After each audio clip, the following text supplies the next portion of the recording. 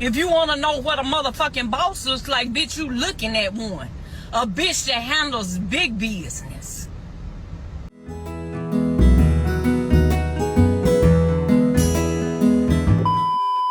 Week 5 of The Artist's Way is titled Recovering a Sense of Possibility, and right from the start, Julia says this week, you're being asked to examine your payoffs and remaining stuck. And examine did I.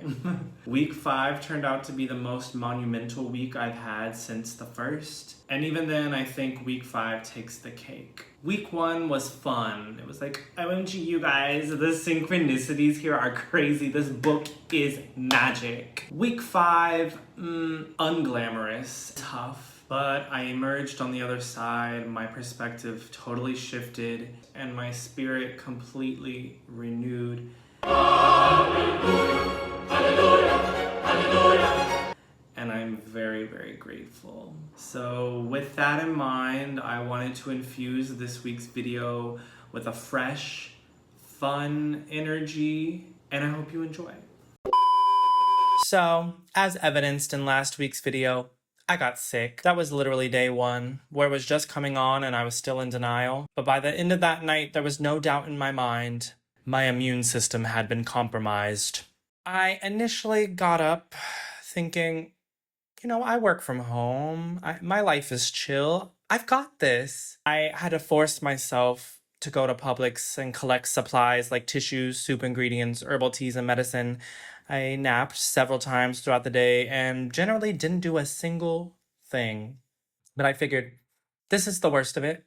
I'll be better tomorrow. But I wasn't. Well, maybe microscopically, there was a minor improvement, but I was frustratingly sick for the entire week.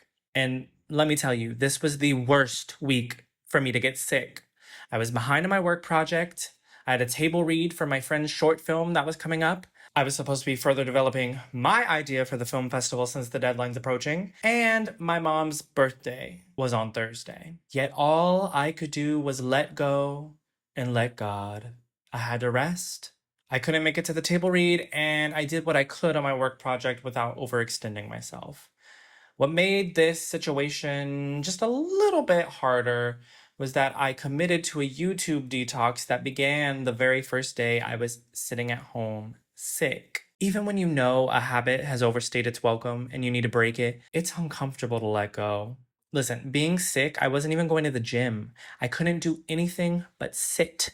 And without YouTube, I couldn't watch content and distract myself from how I felt. Suddenly, being sick allowed me to let go of all my stress. And without my usual vice to distract me, I became hyper aware of how often these dark, anxious thoughts were popping into my brain. I actually sat there the first day feeling like, fuck, my life is empty. All I do is watch videos all day. How pathetic. Wow, I'm not doing anything with my life. I shouldn't take YouTube and the gym away and feel like I don't know what to do with myself. It forced me to forge other paths for myself. Recover a sense of possibility, dare I say. In sitting still, I had many revelations, and I'd like to discuss them with you. Number 1, YouTube is actually not the problem. It's a symptom of the problem. I simply wasn't having fun, nor was I fulfilled in what I was doing, and thus not using my time with intention. Whether I'm binging YouTube videos all day or eating a pint of ice cream after dinner multiple nights in a row, those activities aren't the issue. I mean, going overboard is, I guess, but why am I going overboard? Why? The why is what matters. Removing these habits won't solve everything, but it will break the cycle of ignoring the bad feelings that you're masking, and it might force you to change what isn't working. Number 2, with that said, whenever I don't feel okay, I think I need to fix myself with discipline or structure, hence the YouTube detox, or last week when I claimed waking up earlier would solve all my issues. I guess it's a way to feel like I'm regaining control of the wheel or something. On the first day of my YouTube cleanse, I thought maybe it isn't always a matter of removing things, but adding something. Initially, I had removed TV as well, until I stopped and asked myself, what am I doing this for? Again, what's the why behind this? YouTube makes sense. It became mindless. But TV, I only watch an episode or two of something with my partner at nighttime. It doesn't feel detrimental like my YouTube addiction did. So I added it back in the second day and it brought me so much joy. Why remove something you love just to punish yourself? Again, watching things is not an issue. Watching content to the point where you feel like you're neglecting your responsibilities and passions, that's probably the problem, you know? But even that is just a symptom of the root cause, lack of fulfillment, lack of fun. So maybe I don't need to worry so much about eliminating things when I'm going through a tough time. Adopt a hobby, commit to a creative project, take a class, add more fulfillment, fun, and adventure. And then I won't even desire going overboard with silly things. And better yet, why am I always looking for a problem within myself? Maybe I don't actually need fixing. What if everything is actually just fine as is? Number 3, I'm putting unnecessary pressure on myself. Even with these weekly videos, I felt so stressed knowing I hadn't done the last one on time because I was sick. In fact, I wanted to quit it altogether. I was talking mad shit to myself about my videos and how stupid they are. By the time I got around to it, I had fun. I also realized that giving myself well into the following week to get the video up actually makes way more sense. I have more time to sit with my thoughts and enough time to edit and finalize it without stressing and feeling rushed. It makes way more sense. Why wasn't that obvious before? Same with my film project. Unnecessary pressure, finger wagging energy, and a general lack of fun. No wonder I felt I'd hit a wall. Number 4, I also went 3.5 days without caffeine. I just knew coffee was out of the question while sick. I drank more herbal tea than I think I ever have before. It's funny how different my week turned out to be compared to how I imagined it. Going in, I thought, it's going to be a chaotic, busy, caffeinated week. Boy, was it the total opposite. By the time I had caffeine again, in the form of sweet tea on my mom's birthday, I was able to appreciate and enjoy how zany it is again. Sometimes, especially in America, we run like such machines. We just go, go, go all the time, and it's easy to get caught in dead routines. We're also very gluttonous. Like, we don't only have all we need, we have an endless abundance of it. So foregoing caffeine for a few days made me reevaluate my relationship with coffee, and I thought, maybe I've taken my morning coffee for granted. And in ways, maybe I've mindlessly consumed it. And yeah, caffeine abuse is totally normalized in our culture, but I'm talking about my relationship with it right now. And it made me think, maybe I want to take a longer break from caffeine. Maybe I want to switch over to tea permanently. Coffee is so fun, but it can also be intense and harsh.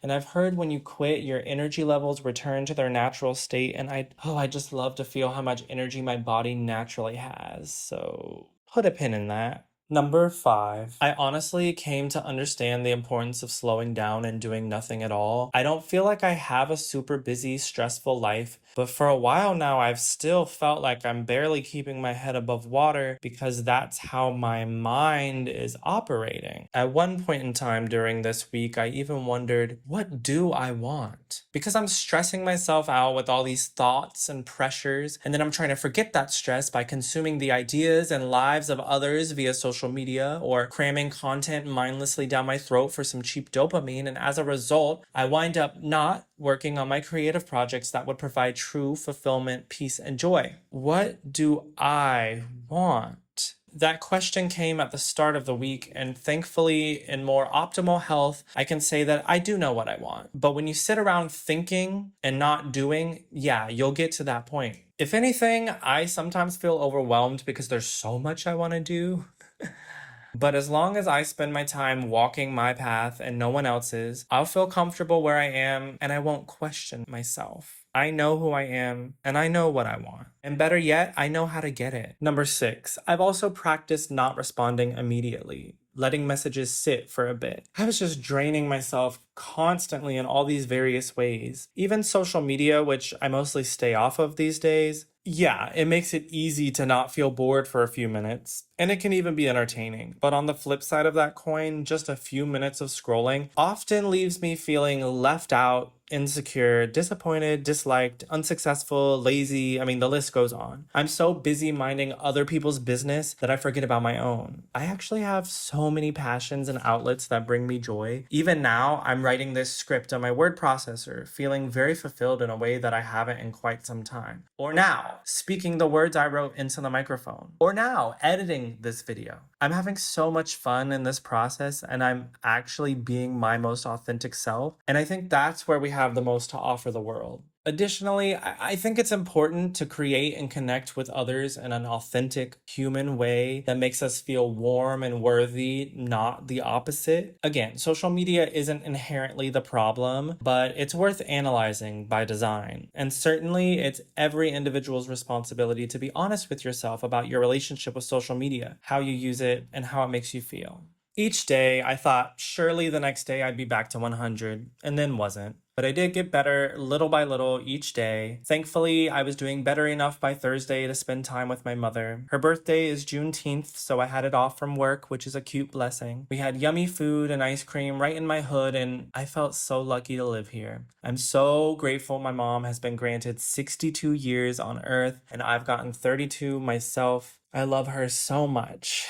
Happy birthday again, Mom. By Friday, I was able to get back to my work project with more energy, and thankfully, I felt nearly 100% by the weekend as I was on set for my friend's short film. The shoot was honestly the cherry on top of the week, and this is what I'm counting as my artist date because I did get boba when I had a window of time, but it was mediocre and I don't want to talk about it.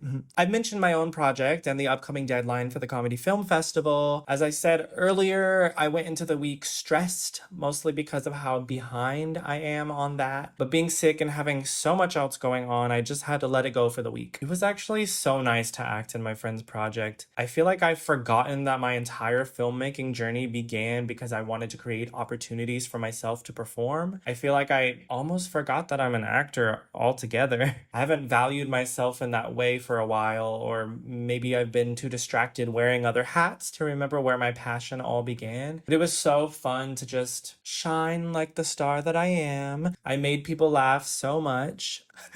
I'm glad we weren't rolling yet because I was rolling laughing, and I received so many compliments over the course of the 2-day shoot. My mind was still in an evolving space at that point, but I will say I was just happy to feel better health-wise. Like any film shoot, it was unglamorous and uncomfortable, but I hit my mark and can't wait to see the final product. The house we were at had very sweet kitties and even some arcade games, which was fun. I played Pac-Man a few times, and I even saw a little bit of Napoleon Dynamite for the first time in more than a decade. Being that this shoot came during my YouTube detox, I actually utilized my downtime on set to make up lost time on my work project, complete my artist way tasks, and continue developing my own festival submission. I feel like I was just being the version of myself that I want to be. At the beginning of week 5, when I got sick, I was like, fuck it. I don't think I'm even gonna do the festival this year. It kind of felt like self-pitying punishment. If you can't create something at the right level, you don't even deserve to participate, Philip. Shut up, Stan. I guess that's my inner critic's name today. But if I'm not having fun, there's literally no point, right? It's not about being poignant or the best or anything, really, if there isn't fun at the forefront. So I've let the stress go. Yeah, it's the final week leading up to the submission deadline, and maybe that isn't ideal. Yeah, I see myself being much better prepared next year, but I'm a recovering artist, okay? This is where I am right now, and I'm just having fun. It's not that deep. I'm just gonna work on this idea I have. I was doing some research today for my character and it was fun. So I'll give it my all. And if I don't like what I have or I don't finish in time to submit, so be it. But I'm gonna try. Besides, I should be working on things, festival or not, for myself and my fulfillment primarily, not outside validation, although that's fun too. The LOL Jax Film Festival is such a fun way to get connected with the community and get inspired. You'd be surprised how much talent there is right in your own backyard. I'm looking forward to being at the festival again, whether with my project and Justin's or just his alone. But it was being on set again that made me remember, that is my favorite place to be, making a movie. It's so fun to just get together with a bunch of weirdos and make something. I love seeing the final product. I love knowing all the behind the scenes quirks that the audience will never see. I just love the cinema. And I want to be on set as much as possible. I just know the more I do it, the more correct my life will feel. It's not even about career or making money, though I know that childhood dream is still totally alive and possible. But the more I'm on set, the more I'm collaborating with others and standing in my most authentic artistry, the more everything else that feels wrong in my mind fades away.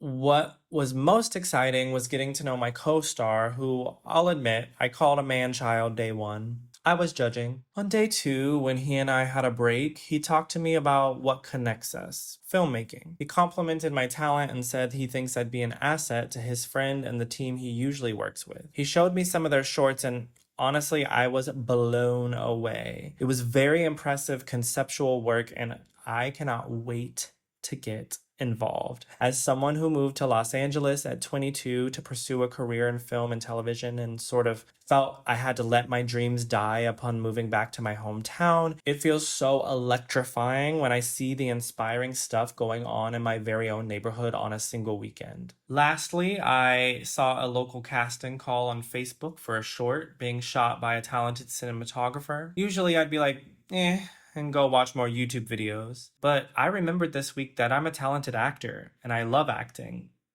And I should be walking that path. Yeah, it's unpaid, but who cares? My bills are good. I just want to have fun and see where walking my path leads me. So I emailed and I'm gonna submit a self-tape. I don't have much info except that it's a pilot and it seems juicy based on the dialogue, but it's just fun to hold the sides of a script again, to have a scene to digest, interpret, memorize, and act out. Whether I book it or not, I'm having fun. How quickly I've recovered a sense of possibility.